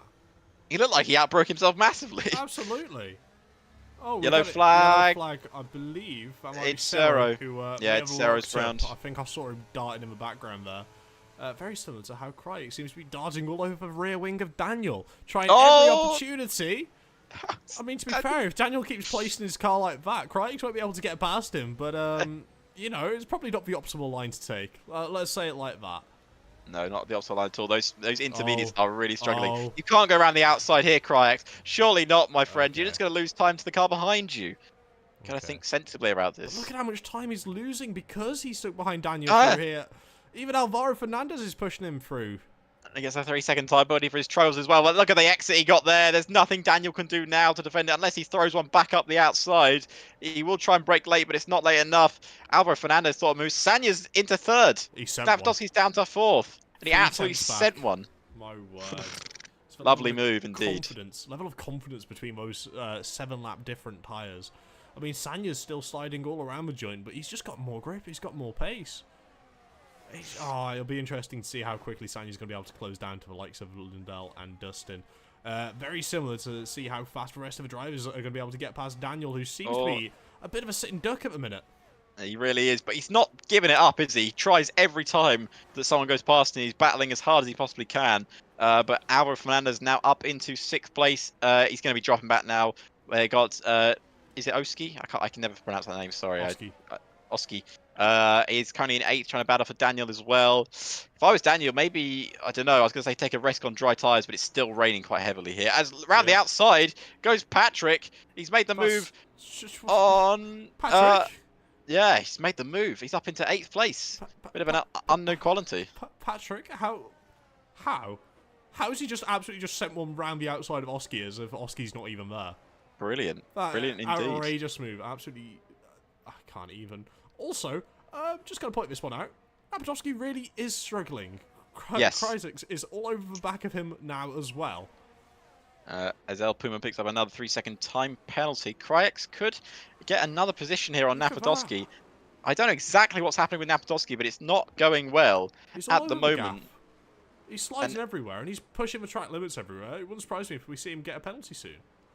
Yeah, I think he's going to be in real trouble shortly. He's going to be in trouble on this lap. We're on lap 19 of the Mexican Grand Prix, and here comes Kriex. He's going to go straight past him, surely, but look at the speed Napadowski has in a straight line. That's why he's so much struggling in the corners, because he's got the straight line speed. Is it still raining? I don't think I see any rain on the Halo. It is raining a little bit. Is it lightly raining? Yeah, it's still lightly raining, and it's definitely raining more in this sort of area of the Yeah. track. It does seem to be lightening up, though. It's got definitely brighter in the last couple of minutes. Yes, towards the east side of the track over here, where the drivers are at the minute, it's definitely still light rain, but I do feel like towards the opposite side of the track on the west point, the rain seems to be lighter. I don't know if I'm just imagining that, but it does seem a little lighter. I reckon we get some sort of dry tyres. Oh, Napadowski left him room, to be fair to him, but Kriex really wants to get this move done, and I don't think Napadowski can afford to fight it, because he's in a championship fight, but they will go wheel to wheel into this section. It's still wheel to wheel. Great respect from those two drivers. Kriex really made that move. Hello? Who's made that mess? Is that Lundell? I believe that might be Lundell having a little party there. It's Lundell setting up the party poppers. Unfortunately, I don't have them available for me right now. Kriex and Napadowski battling this one back. Napadowski says, no, you're not done with me yet. Who's that in the background? It's Alvaro Fernandez, who's going to make the move as well. He's going to get past Napadowski. Napadowski's dropping. He's dropping so far back. And yes, at the moment, Sparky has no points, and he won't get any points at all. But he can't afford to drop too many more places. I'm just saying as well, look who's come back for vengeance. It's his teammate. Is that Patrick going for a move on his teammate? He's Oh dropped back. Look He at let that, off. though. But there, look at the straight line speed of Napadowski. You can see that's why he's struggling so much in the middle sector. He's running a dry setup, which has so much straight line speed. I thought Patrick was going straight into the back of Alvaro Fernandez there. It'll be one way to stop him from overtaking, I'll say that much, but I'm fairly confident the stewards would start issuing a ban hammer. But look at Alvaro, he's struggling on the tyres. I think he might have overcooked him. Patrick, again, around the outside. Another move. And can he make it all the way around? The Alfa Romeo driver's still there. Patrick is still wheel to wheel with Alvaro Fernandez. Fernandez not giving up. Patrick not giving up. And up the inside, they're still there. They're still there. But he won't give it up at all. And he's still not made the move because he's still there, but finally makes the move. I don't know if it's my monitor that's gone lighter, but the track does definitely look brighter. It does look brighter. It does look a lot brighter. I will give you that. But I'm not sure whether the rain has perfectly stopped yet. Still 16 laps to go. I'll tell you what. Oh, the lead. Yeah, I was about to point out about Sanya is now catching at an absolute rate of knots here, and it just seems to be very, very, very Cars-esque, very, very Lightning McQueen, doesn't it? Well, we're back to the normal top three of a Red Bull, a Ferrari, and a Mercedes. Surprise, surprise. Surprise, surprise. Who knew that was going to be happening? But yeah, those 15-lap old intermediates are really starting to struggle now as Nowicki retires in the same section we've seen it all this afternoon. A virtual safety car is out. Not a full safety car, just a virtual one. It shouldn't affect the drivers too much, but that's just another driver out. 16 drivers started this race. We only now need 12 running. El Pumo is in the pits for a new set of intermediates, not risking the dries at this point, and I can't blame him. No, there's 15 laps of this race left, and we've still got a very long way to go, because we're only 21 laps through, and this race just feels like it's been going on forever. The amount of action these guys have given, it's absolutely outrageous, but I do just want to bring this one back as well to the Alpine drivers, again, together for another safety car restart. Although this one's a virtual safety car, it does just mean that sometimes the cars behind you, where it's super close like this, will just get a better jump. I mean, we saw it in real life as well with George Russell. He just drops back a little bit, has the delta built, and then he starts pushing, and he's able just to carry the speed quicker. And he doesn't have that acceleration lag and the gear changes that he's got to put up with, because he's already built the speed up, and he's just managing his delta very carefully. So it'll be very interesting to see whether Patrick and Napadowski are gonna play fair, or whether Patrick might be trying to get a couple moves done. He wants that move done on his teammate, doesn't he? He wants to get past Napadowski. But the restart is now officially done, and he did get a good launch out the corner, but he won't be in a position to take Napadowski yet. But look how much he can gain through this section. Look how much they all can gain through this section. The question I have on my hands is Vincent, Lundell, and Napadowski, surely they've all got to pit again? They can't make it to the end on those inters. I think they're just trying to wait it out and see whether the dries happen. But is he going to be too late by that chance? Because look at the Alpines battle here as Patrick goes up the inside of his teammate. Oh, he's not there yet. Napadovsky pulled straight in front of his teammate. Moving in the braking zone there, I think. Oh, as round the well. outside though. He doesn't give a. He doesn't care. He doesn't He's give a round. damn. Look at that. He's made the move, and he's up into 5th place. Napadovsky will not be happy that he's just been overtaken around the outside. And look, he's gone back to the inside. The Alpines battling out here at Mexico. Surely you've got to think about the championship now, because look at Albo Fernandez. He's going to get the move done as well, or is he? He almost loses the rear end. He's still up the inside. Napadovsky is under so much pressure. He's pushed so far wide, and now he's dropping further back. He's down to 8th. He's down to 9th. He's almost down to 10th. I think he might be going down to 10th. Oski can just get a nice run out of this complex of corners here. But my word, at this point, if you're Napadovsky, you just put on a new fresh set of inters. Surely. Does he score points? Does he score points outside of top 10? I can't remember. I'll have to real quickly just double check that one. Check the rule book. But we have a battle for the lead brewing. Absolutely, we do. There we go. It's Sanya who spun, if you don't remember, under the safety car previously. And now he has an opportunity to take the lead of the race for the Ferrari team. A Ferrari team that in modern day Formula 1 has never won here at Mexico. Don't say that when I'm co-commentating. You're just making me depressed. But yeah, Ferrari haven't won here. They haven't won here actually in any era, not just the modern one. Wow, really? Yeah, they didn't win at all back in when it was even in a different thing. God, that's really depressing. It is really, isn't it? It must be one of the only countries they've never won anything in. Oh well, I'm sure they'll change that soon. I wouldn't worry about it too. This year. This year. Yeah. Watch it happen. Watch it happen. Watch it. It'll be a Carlos Sainz masterclass. But anyway, it's a Sanya masterclass at the moment because he is really pushing Vincent for this position. Napadovsky has made up another position, by the way. He's up into 8th place. Luckily for him, all the cars behind him have around the similar age tyres. So he's not losing any time, but he's not gaining any time on the cars in front either. Yeah. Just a quick little bit of research as well. The top 10 all get points, but Napadovsky seems to be making his way back through. Has he just made a move on Oscar King, or has Oscar King just made a mistake somewhere? Because I think he's lost a position to Oski as well. Yeah, he made his way past, but I think all those intermediate tyres are dropping off because Oski, remember, is on 10-lap-old Inters and Napadovsky on 17-lap-old Inters. But Dustin's clearly dealing it better than Napadovsky is because he's still leading the Grand Prix. Oh, he's still holding his own as well, which I find remarkable that the likes of Dustin and Emil have been able to hold their own. Well, we saw, you know, Daniel Napadovsky really get sunk back down the order and really start struggling. Sanya has a horrible bump over that curb there, but it's given him, I was about to say a better exit, but not necessarily. I think he's deploying a bit of battery there. I feel like he might be trying to make up for a mistake, but he's literally pushing Dustin through at this point. Yeah, he is. He's really pushing him through the corners. El Puma, fastest lap of the race, by the way. Is there rain? No. I think the track's improving. Are we going to see someone risk it? Risk it for a biscuit is what we say here in the UK. Would you risk it for a biscuit right now, Josh? Despite being a diabetic, I'd be absolutely risking it for that biscuit. Because, oh my word, look at that. That was hard to watch. I'll tell you what, I feel like this track has just gone from wet to dry in a lap. That was sliding through the corners there for Sanya. He literally was. It wasn't a Formula 1 car right there. That was a driftmobile. No, those are very famous.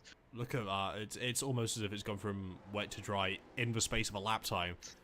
We know that will happen occasionally on this game, but the front three, they're very happy to stick it out for a bit longer. They're looking for wet patches. They're looking for the wet patches. I feel like Vincent was just trying to break the toe, to be honest, but Sanya will take a wet patch, absolutely. Just being able to cool down his tyres and really try and get temperature readjusted. Let's say the rear's locking there in turn one. It's risky.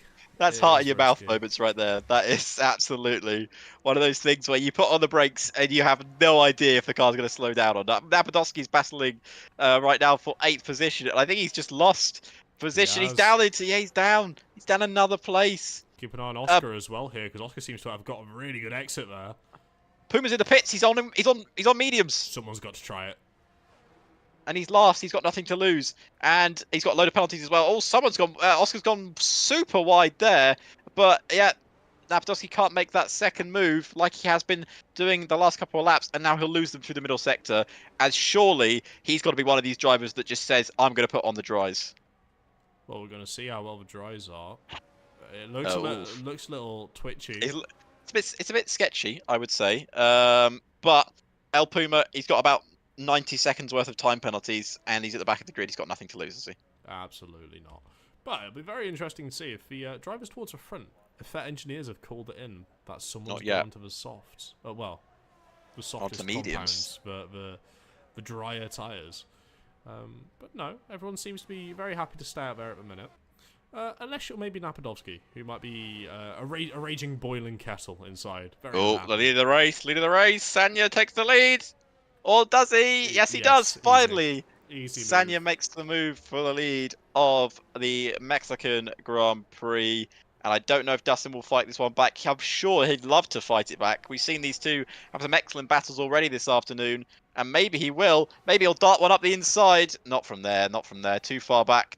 On this occasion, we have other people onto dries. Oscar King, Cerro also onto dry tyres. It's worth a gamble at that point.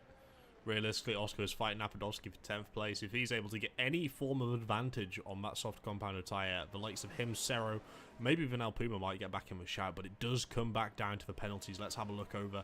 El Puma and Cerro both have 16 seconds worth of penalties. Yeah, that's going to really cost them. That'll be a tough one to explain to the stewards as well, thanks to a penalty point system.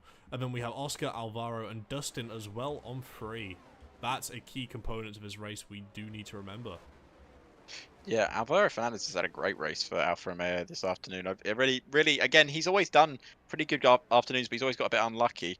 I wonder if we're going to see any of the front runners pit. No, they stay out again. Oh. Apart from our 4th place man, Crix, who decides to take the scenic route into the pit lane. I wonder what tyres he's going to go on to. Softs, mediums? Soft, I think that's it. Surely got to be soft. It is soft. It absolutely is soft, as I believe Daniel's also coming into the pits there as well. Let's have a look. Napadowski's into the pits as well. Napadowski's worried about the undercut from the cars behind. I think he's going to get caught by the undercut from behind. I think Oscar King is, if he's got those tyres warmed up enough, he might get undercut here because he's only just DRS is enabled. It's time for dries. That is the absolute key that dry tyres are the ones to be on. Oscar King will come out in front of Napadowski here. Free. And not even close. He's pulled right ahead of Napadowski. He's into 9th place. And Napadowski is only scoring, as it stands, a point. Yeah, it might not all be over for Sparky if Napadowski keeps this sort of... El Puma, 26.43. But I'll tell you what, we've got a good mix of soft and medium tyres so far as well. So it's very interesting to see how well the soft tyres are going to be able to grip, because I'm not sure if they're going to last. Can Crix perform the undercut here? Absolutely. If he can gain that, what is it? It's about 3 seconds he needs to gain because he was 2 seconds behind the car in front. So if they all pull into the pits, if they don't all pull into the pits now, Crix will get them. They have to. We got 1, we got 2, we got 3. Lovely. Everyone is in the pits. Will Patrick box? Surely everyone has to box now. Fernandez will follow them through. Where is Crix though? That's the real question. Crix is just coming through the stadium section now. Everyone in the front 3 has pitted onto medium tyres. Crix, it's round the final corner. Where is he going to come out? I think he might just come out exactly. Oh, I think it's going to be close. Yeah, he will. Close. He will, and he's in front. He takes the lead of the Mexican Grand Prix, and he's up into 1st place. Dustin will try and fight it back, but he won't have the opportunity. Oscar King sets the fastest lap of the Grand Prix. Napadowski hasn't gained any time. He's lost time. He's 12 seconds behind. He's back to 9th. It was a bit of a glitch with the system, but he's only 9th still. Yes, he's not really been able to capitalise on pitting that lap earlier because of the likes of Oscar King. Pardon me, Crix made the best. And Diego as well. Crix make the best strategy call there. Indeed, did he make the best strategy call? That undercut attempt is so powerful around here. And these medium tyres are going to take time to warm up. If Crix can just gun it for a while, he might be okay. A late safety car could mess up a chance of what would be a first Grand Prix victory here in F6. Definitely. Absolutely. In F6. I don't know if it's in PSGL. We're not sure entirely, but you can fact check that, and we'll find out later. But again, it's now the opportunity of which of these guys are running dry setups. We know Sanya's running a dry setup. Sanya will be loving life. Also, thank you again, Adam, for giving us that confirmation. But it looks like Lundell's still all over the back of him. And if there's a driver you don't want on the back of you in this sort of race, it's definitely Lundell.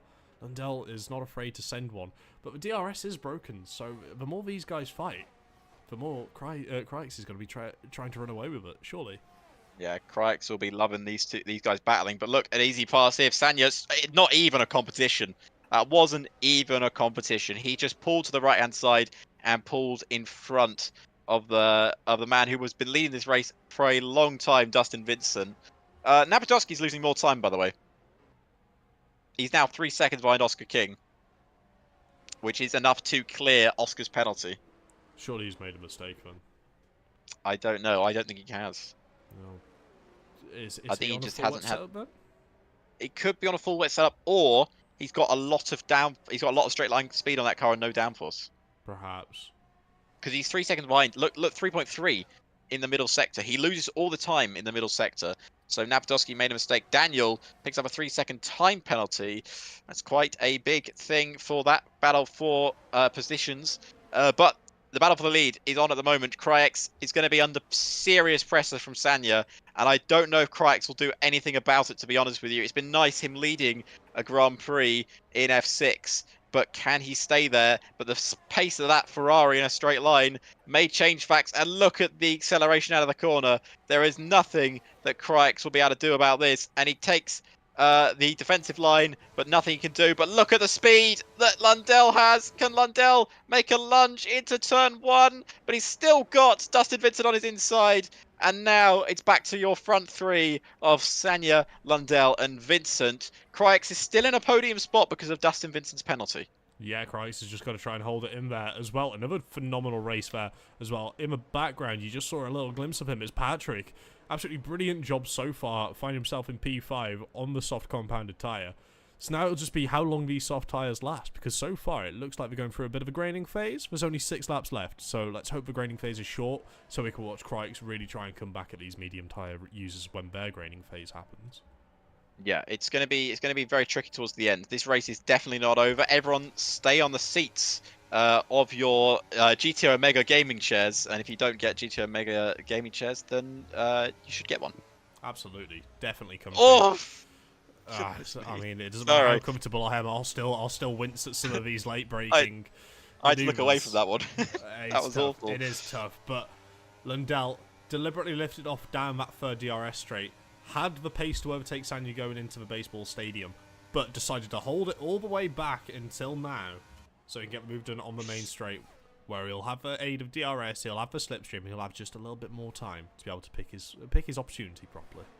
Yep. And he is currently now leading the Grand Prix. Lundell is into the lead. We've had a lot of different leaders of this Grand Prix.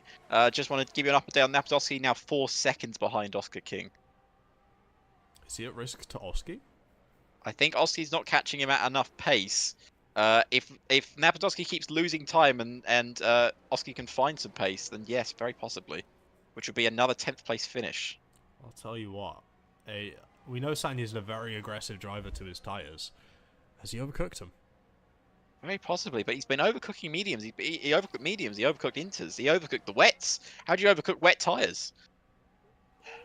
I don't know. I think it's setup related. I would say Perhaps. setup related. But, oh, goodness me, I saw Sanya just slide through that corner. I love it. Honestly, I know it's not realistic, but F1 car sliding is one of my favourite things to see.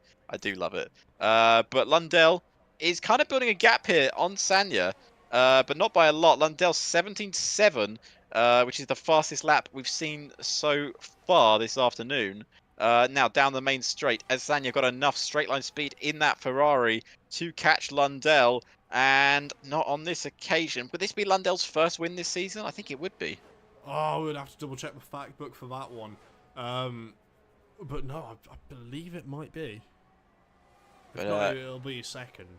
Because I know Lundell's not really found some good fortune here.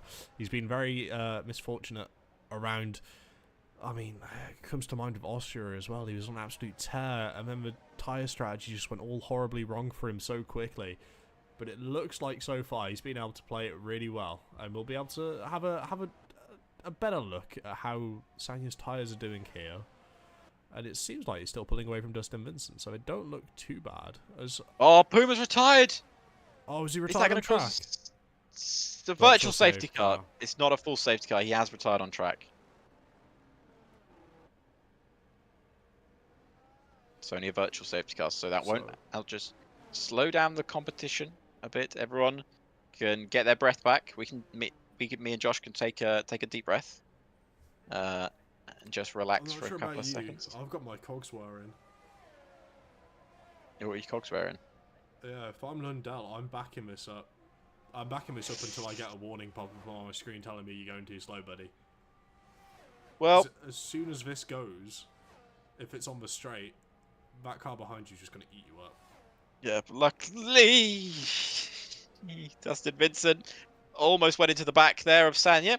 DRS has been re-enabled, and we are back under racing speed here. And this might be a good launch for Sanya here. Lap 33 of Absolutely 36, 3 to go, and Sanya is just biding their time. They know they're in a good position because they're currently behind Lundell, and will have that slipstream and DRS.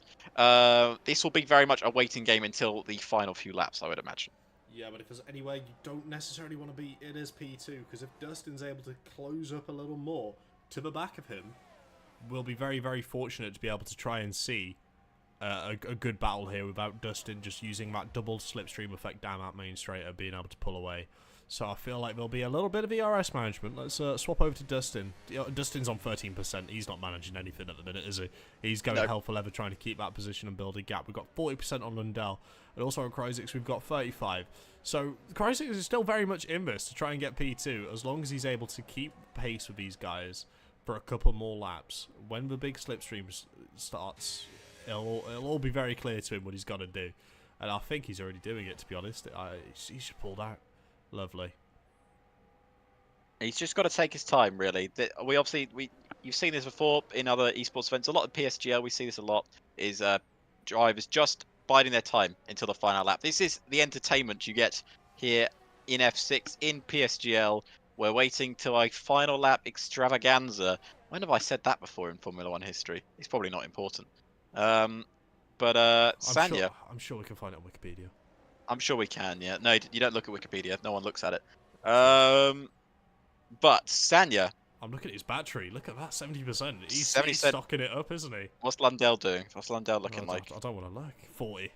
40. Yo, it's going to be tight. It's going to be close. It's going to be close across the line. Dustin. Oh, Dustin. Has Sanya made a mistake? Because Dustin's right on him. Oof, I think he did. I think he has made a mistake, Sanya, because he's dropped a few tenths. Absolutely, but if you're Dustin, you don't want to try and overtake Sanya, because Sanya will lose more time to Lundell, and then that's a chance of, you know, at least crossing the line in first place completely out the window. So it'll be a game of chess here, and it'll be Sanya probably deploying a little bit of his battery in a slight panic to try and catch back up to maybe that 2/10 gap he was used to. Well, we're on the penultimate lap of the Mexican Grand Prix. We've had everything in this race. We've had full wets, we've had inters, we've had dry tyres, we've had safety cars, we've had carnage, we've had chaos, and we've had a very, very seismic switch in a championship fight. Well, I say seismic. At the moment, Avdioski's only scoring 2 points for this championship battle, which will be music to Sparky's ears as we have 2 rounds left. Once we leave Mexico City to 2 mystery circuits. We have no idea where we're going. Maybe we'll find out after the race is finished. But Sanya, at the moment, really pushing for the lead. He's made another mistake! Another mistake! Lock up! It's through those S's, isn't it? It's almost as if he's really, really struggling to keep that car pointing, you know, the direction he's turning the wheel. I mean, it will absolutely cost him the chance here of perhaps going for the race win. But Dustin doesn't seem to mind too much, as I believe we may have a Cerro who's spun Cerro's spun it. I think he was battling with Oski, and they've had a coming together. But here we go, the final lap of the Mexican Grand Prix, and Sanya's had to use all their battery to keep up with Lundell, and I think they're going to not have the opportunity to take the lead of the race. But look at the man behind. Kriex knows the opportunity is there for at least third position. Who is round in the background? There's someone round. Napadowski's made it up into 8. Daniel's gone round, which is a shame for Daniel. It's lovely for Napadowski. Lundell is all over the place, but so is Sanya. Neither of them can find some grip on this final lap. They've all deployed their battery. You can see the flashing lights on the back of the car. They are all struggling to keep it going in a straight line. Absolutely, we've got Kriex and Dustin still sitting on that 10%, so they've got a tiny bit more they can deploy, but realistically, is it going to be enough? Only time will tell, but let's ride on board with Kriex so you can really see how much the drivers are struggling to keep the car pointing the direction they're turning the wheel. Look at this. This is absolutely outrageous. He's really trying. I wouldn't want to be a blade of grass on that, but no way. No, you don't want to be the cameraman, but this is Sanya's last chance. Sanya has to send one up the inside if there's going to be an opportunity, and it's not late. But look, he's got a bit wide. Lundell's got a bit wide. It has allowed Sanya an opportunity. He's off the circuit, and can Sanya fight round? Can he get the switch back to the line? We're going to see. There he's on the inside. They've collided. It's going to allow Kriex to win the Grand Prix. He's done it on the line, and he can't believe it. And Dustin Vincent finishes in 3rd, and Sanya my word. will only get 5th. Kriex is a Grand Prix winner in the most dramatic of circumstances. I cannot believe what we've just witnessed there. Dustin's also managed to skate out of that 3-second time penalty and bring home 3rd. Oh, but not by a lot. Look how close Patrick was to 3rd on the line. Oh, that is outrageous. My word. But Kriex has done it. Oh, congratulations to Kriex picking up the win there. That was deserved. Absolutely. Yes, absolutely deserved driver of the day. Goodness me. Oh my word. Well, let us just see the podium celebrations here and just think about what has just happened for us. But there we go. It is the man for Aston Martin, Kriex, who has won the Mexican Grand Prix. And we do have a Mercedes driver in 2nd. We're going to get their thoughts on it after we have a little advertisement. And then obviously 3rd place goes to Dustin. He's very lucky to get that 3rd place. But goodness me. But of course, Josh, before we get started with the interviews, how is the best way to watch interviews here at PSGL? The only way to watch interviews is from the comfort and the luxury of a GTO Mega Chair.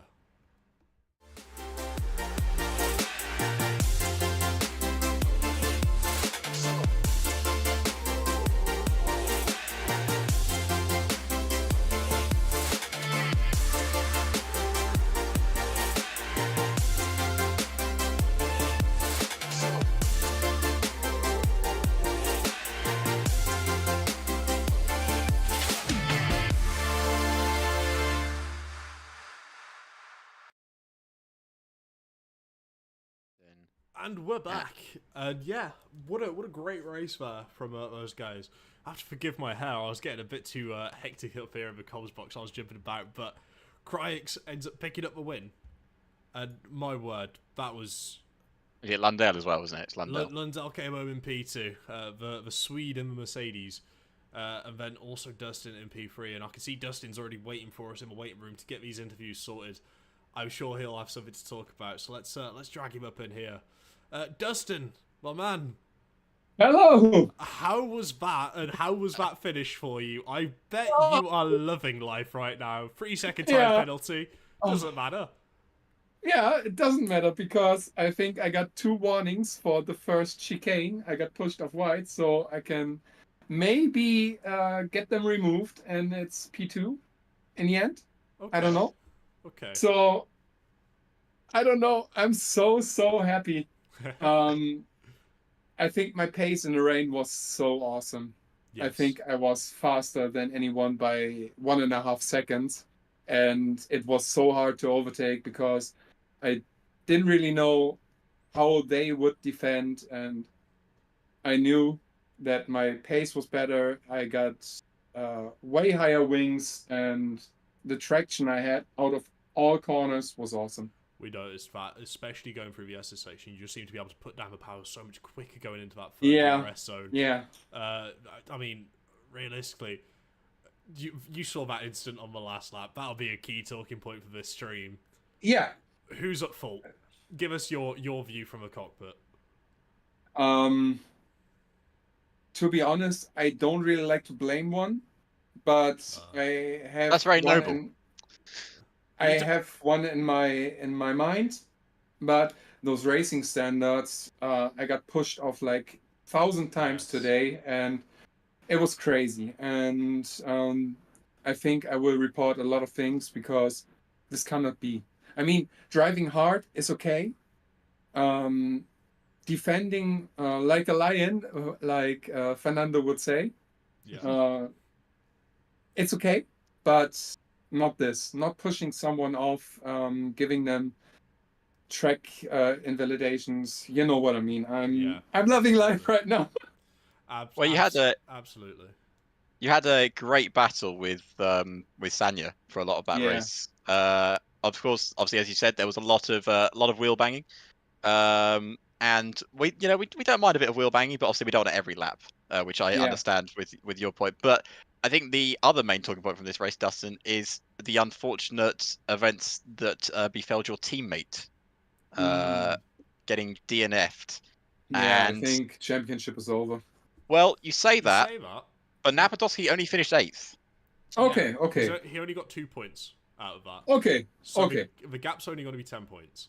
So that's still very doable, considering there's 2 races to go, and with the custom point format, 16 points is for a win. So yeah, it's very doable, and I will do everything I can to keep a gap between Napadovsky and Sparky, because I really love my teammate. He's awesome. He coached me through the race with my race engineer and my best friend. It was such a nice race. You guys can't really imagine. That's wholesome.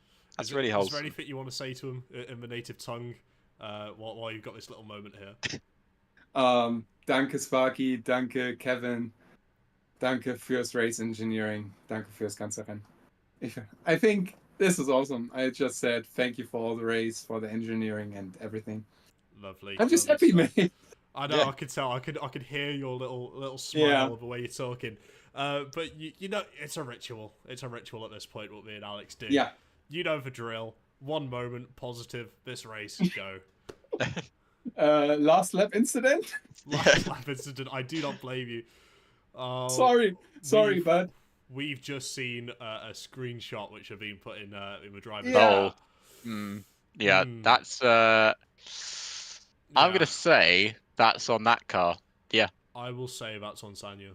As a Ferrari fan, it hurts, but yeah. Lundale still got P2 though. Yeah, somehow. Finish line. Yeah, without a front wing, I've seen. Yeah, it was, perhaps the best ending to a PSGL race ever. Yeah, it was great. great. Over the line with no front wing. I mean, it's something. But yes. Also, Dustin, before we let you go, were you on a dry or a wet setup?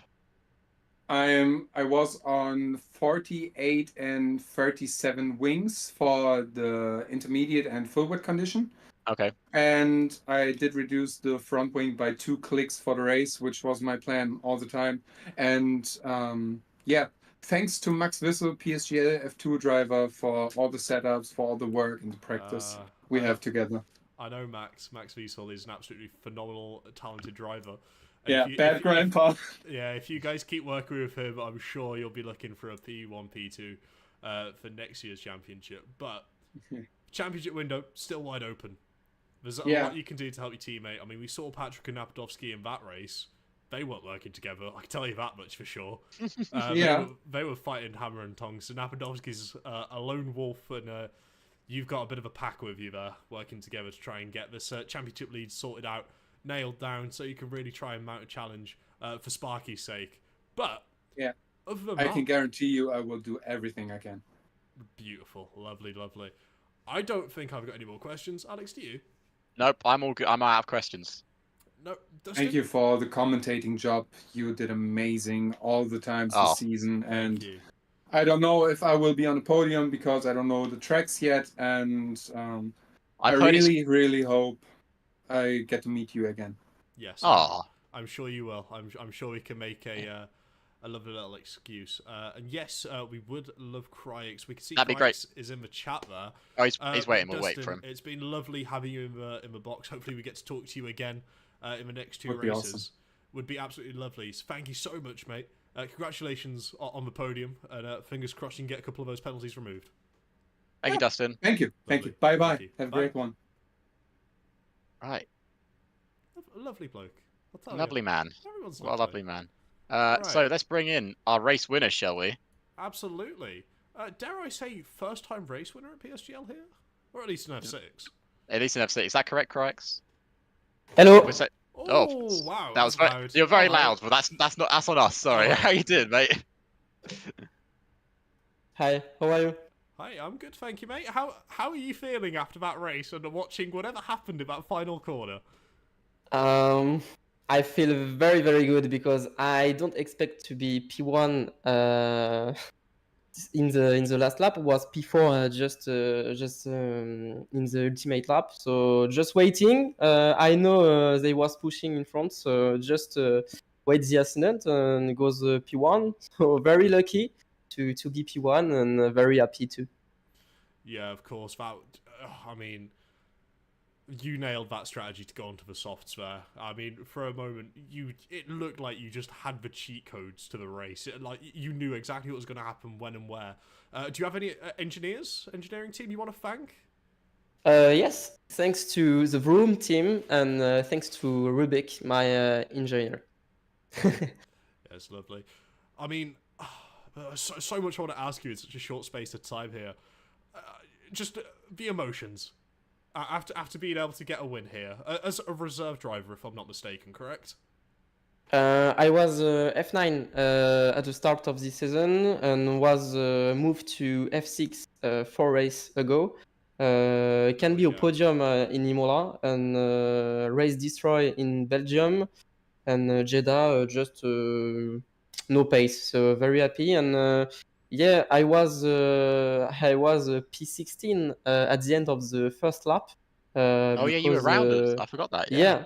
yeah, so it's a bit a last to first with the safety car, so pretty happy, but it's not gone, and I'm very pushing for these last 3 ones. Yes, absolutely. Alex, any questions you would like to ask? Yeah, I was just gonna say, obviously, yeah, we said about you were last on the first lap, but I think you're saying you're saying you were a bit lucky to get that win. Of course, there's luck involved in it, but you put yourself in that position to be fourth. You got past Dustin as well, Yeah. and I think in terms of what me and Josh were saying, obviously the game gave you driver of the day, but we were very happy to give you driver of the day as well because in qualifying as well, you were rapid around this track. Are you a fan of Mexico? Not very fan of Mexico. I know it can be wet or dry because I saw the meteo and just decide to first no quali and after I said okay, just I will do only one lap and on this lap I did P4. So I'm a bit rapid, but not much enough. I'll tell you something, Cryx. You'll like Mexico after this week, I'll tell you that much. Yeah. I like Mexico, but I know I have some pace to gain because I can do a 0.2 in quali, but my friends, my teammates are doing 0.0, so I have much time to improve next time. Lovely, lovely. And of course, we've got 2 mystery tracks coming up, which no one knows. I wish I could give you a little hint, but none of us have a single clue. So keep tuning in the Discord for announcements. But I do believe Alex has a very special question, which is part of our ritual for you getting on the podium. As your first time here on the podium, Cryx, what we'd like to we are saying your name right, by the way, as well. Just want to ask that. I have a typical French name because I'm French, Okay. so it's complicated to expel. I will write you on Discord and try to say. Oh, okay. That's on you, Josh, because I'm Jean-Christophe. Oh, that's correct. Very good. Hey, Let's go! good job. I won't try and repeat that because I'll just butcher it. But anyway, yeah. So the question we like to ask any driver that comes on our interview box after a podium is, when you leave the race later today, when you leave the Discord chat and you're thinking about the race, what is one moment that will stick in your head forever? I don't know. I know I can be the man with my soft and the drivers behind are on mediums, but I was not very confident about the setup, so was struggling a bit. So they gain much time with GRS, and so I was just if I keep the DRS for the train behind, I can be P1. But if they gain the second, I just waiting until the last or ultimate lap. So don't expect the win. I'm just trying to have some good results to prove that I can be in F6 and not in F9 like in the start of the PSGL season. Well, Absolutely. I mean, you've done more than Yeah. enough to impress us here with your performances of the last couple of weeks. And today just goes to show that when you're given an opportunity and you're put in the position to capitalise, you absolutely can. Congratulations, Crikes, on your win here in F6. You fully earned it, my friend. You did a brilliant job. Thank you. And I have a question for you. Do you know the next track? No. No, it's mystery circuits. It could be Okay. anywhere. It could be Okay. India and Korea for all we know. That's All probably not good. going to happen. All But, good. Nordschleifer, you never know. Nordschleifer. Yeah, Nordschleifer is coming back. But anyway, yeah, thank you, Cracks. Thank you, mate. Thank you. It's been a Thank pleasure you interviewing too. you. Thank you. Thank you too. Hope you enjoyed the race. It was great. Brilliant. It was great, man. Thank you so much. A lovely, What another, what a a lovely bloke. lovely man, I honestly. can see why all you lot in the chat like him. He's lovely. Yeah. Yeah. We've also got Rubik, Malcolm, Leo, all coming in the chat congratulating Cry. He deserves that. He deserves that race win. by Yeah. a country mile, I dare say. It was absolutely fantastic. And what's the punishment going to be for Sanya? Because I dread to think. Honestly. that's technically a taking out of a race victory. Yeah. But it did. But technically, it cost Sanya more than it cost Lundell because Lundell still finished second. But again, that's not our decision. I feel like we should get involved in this decision. That's but the steward's job, not our job. I do have a question though, Josh. Yeah. As we don't know where the next track is, how are we going to book tickets? Like, do I just like point at a map and decide where we're going, and then hopefully we'll go the right place? I'll real quickly just check my phone, see if Connor's texted See if me. Connor's texted you anything. I don't think he probably has, but you never know. I don't know if even I don't know where we're going. Could be going anywhere. He says, right. I'll read this one out. Read out. I've booked the tickets. I've Yeah. crossed the name out, and you'll be in for a surprise. Winky smiley face. I told you, Nordschleifer. It's happening. Could be anywhere for all we know. Maybe we're going to Vegas Vegas again. again. Yes, but For no. 3 times in a row. 3 times back to back to back. But no, realistically, not too sure where we're going to be. But I do feel like all good things here will have to come to an end. And this Grand Prix is certainly one to remember for the good, the bad, and the ugly. But it's been a pleasure to be back in F6 again, here with Alex, back in home. Oh, we should just mention as well before I know you're doing the outro. We Yes. suck at outros. Yeah, go for it. But we will be doing F6 throughout the rest of the season. Yes. There'll be no more changes now. This is going to be us for the rest of the season. You will have every streamed race until the final round, wherever it may be. Yeah, regardless of whatever streams ahead, we're dedicated to F6. We're here for the championship battle. It's got some of the best racing content. It's got the best storylines going. Not saying that because we made it. Genuinely just does. That sounded really arrogant, but I hope That you was guys just understand. Yeah, but hopefully you get my point. But thank you so much, guys, for coming in and watching. Thank you for staying around. Thank you for chatting as well. It's been lovely to watch some beautiful names pop up for the first time. And yeah, hopefully we'll see you guys around for a little more here at PSGL F6. I've been Josh. That's been Alex. We'll catch you next time.